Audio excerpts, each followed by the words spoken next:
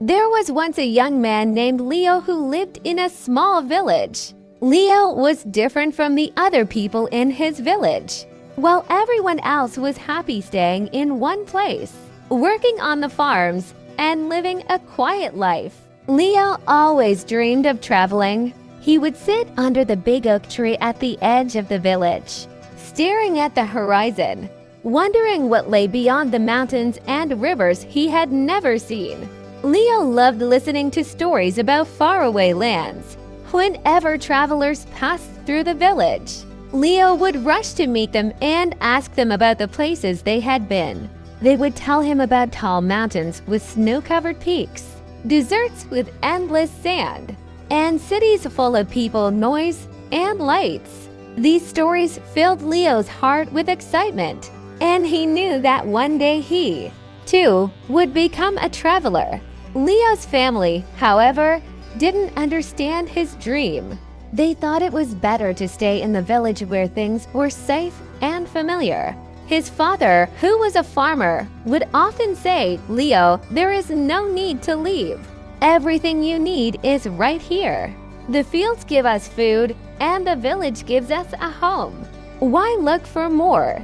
But Leo could not shake the feeling that there was more to life than what he knew in the village.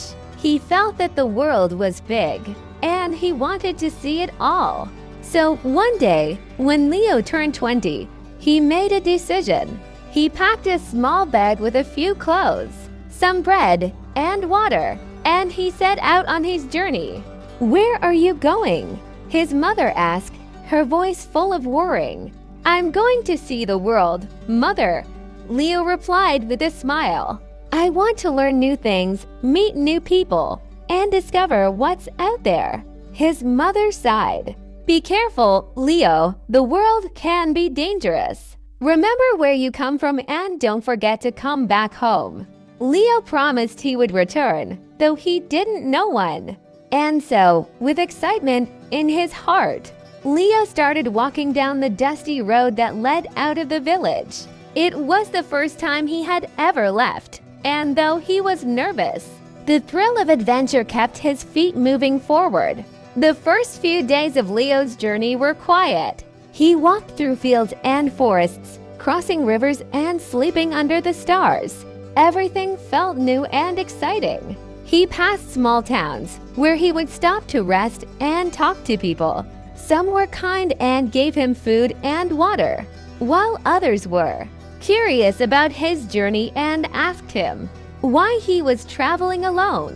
"I'm just a traveler," Leo would say with a smile. "I want to see the world and learn everything I can." As he traveled further from his village, the land began to change. The forests grew thicker, and the mountains in the distance seemed to get taller. One evening, as the sun was setting, Leo found himself in a dark forest. The trees were tall and their branches stretched high above, blocking out the sunlight. Leo felt a chill in the air and, for the first time on his journey, he felt a little afraid. He decided to keep walking, hoping to find a village or a house where he could rest for the night. But the forest seemed endless, and soon the only light came from the moon and stars above. Just as Leo was beginning to worry, he saw a faint glow through the trees. It was the light of a campfire. Leo hurried toward the light, and as he got closer, he saw a man sitting by the fire. The man was dressed in strange clothes, unlike anything Leo had ever seen. He wore a long, colorful robe, and his hair was wild and gray. His face was old and full of wisdom. The man looked up as Leo approached. "Ah, a traveler," the old man said with a smile. "Come, sit by the fire. You must be tired." Leo was relieved to find someone friendly in the dark forest. He sat down by the fire and thanked the man. "I'm Leo," he introduced himself. "I'm traveling to see the world. Who are you?" The old man smiled again. "I am called Roderick, but you can call me a traveler too. I've been traveling for many years, seeing places both near and far. Leo's eyes lit up with excitement. Can you tell me about the places you've seen? Roderick nodded slowly. I've crossed deserts where the sun never seems to set. I've climbed mountains so high that the air was thin, and every step was a struggle. I've sailed across vast oceans where the water seems to go on forever. But my young friend, let me tell you something important. Leo leaned in closer, eager to hear the old man's wisdom. The world is big, yes, but the most important journey you will take is the one that leads you to yourself, Roderick said, his voice calm and thoughtful. Leo looked confused. What do you mean? Roderick chuckled. As you travel, you will learn many things about the world, but you will also learn about yourself. Every challenge you face, every person you meet will teach you something about who you are. That, my young friend, is the greatest discovery of all. Leo thought about the old man's words as they sat by the fire. He had always thought that traveling was about seeing new places, but perhaps there was more to it. Maybe the journey was also about understanding himself and growing as a person. The next morning, Leo thanked Roderick for his advice and continued on his way.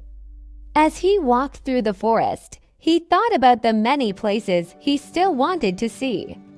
He was excited to visit cities and climb mountains, but now he also looked forward to the lessons he would learn along the way. As the days passed, Leo traveled to many different lands. He crossed wide rivers on old wooden bridges, climbed steep hills that made his legs ache, and walked through busy cities where the streets were filled with people from all walks of life. In each place, he met new people and learned new things. Some people were kind, sharing their food and stories with him. Others were not so kind, and Leo had to learn how to protect himself and make smart choices. One day, Leo found himself in a large city. The streets were full of noise and activity, people shouting, carts rolling, and horses trotting by. It was unlike anything he had ever seen before. In the middle of the city was a large, beautiful building made of white stone. It looked like a palace, and Leo was drawn to it. As he approached the building, he saw a group of people gathered around a man who was speaking loudly. The man wore fine clothes and had an important air about him. Leo stood at the back of the crowd, listening. The king is looking for brave travelers to help him with a special mission, the man announced. Anyone who can complete the mission will be rewarded with gold and a place of honor in the kingdom. Leo's heart raced. This was exactly the kind of adventure he had been looking for. He pushed his way to the front of the crowd and stepped forward. I'm a traveler, Leo said confidently. I will take on the king's mission. The man looked at Leo and smiled. Very well, young traveler. But be warned, the mission is not an easy one. You will need to be brave, smart, and strong. I'm ready, Leo replied. The man gave Leo a small scroll with instructions for the mission.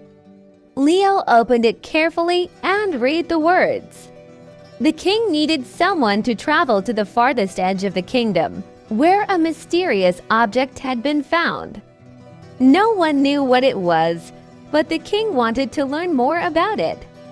Leo's task was to find the object and bring back a report. Excited and nervous, Leo set out on his new journey. The path to the edge of the kingdom was long and dangerous. He had to cross wide rivers, climb rocky mountains, and travel through dark forests filled with wild animals. But Leo did not give up. He remembered Roderick's words about learning from the journey, and each challenge made him stronger and wiser.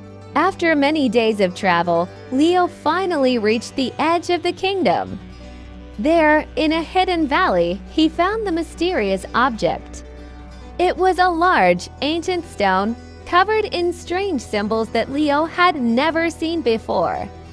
He studied it carefully, making notes so that he could tell the king all about it. On his way back to the city, Leo realized how much he had learned. He had seen new lands, met new people, and faced many challenges. But most of all, he had learned about himself, his strength, his courage, and his determination. He understood now that traveling wasn't just about seeing the world. It was about growing as a person. When Leo returned to the city, the king rewarded him with gold and a place of honor, just as promised. But Leo knew that the greatest reward of all was the knowledge he had gained on his journey. He had started as a simple traveler, but now he was so much more. As the years passed, Leo continued to travel. He explored distant lands and discovered new wonders, but he never forgot the lessons he learned along the way. He realized that the world was full of mysteries, and every step he took brought him closer to understanding both the world and himself. And so, Leo the Traveler lived a life full of adventure, wisdom, and discovery, always knowing that the greatest journey of all was the one that led him to learn more about who he truly was.